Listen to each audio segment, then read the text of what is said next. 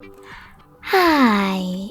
In front of me is Samsung Galaxy A14 and today I would like to show you how you can install and apply Rosemary font on this Samsung.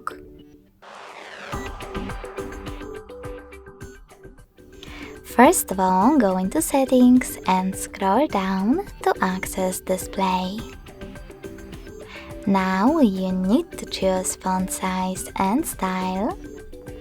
Go into font style and tap on download fonts. Finally, click on Rosemary one and tap on install. After a couple of seconds, you can select apply right away or go back and select Rosemary from the list in order to apply it.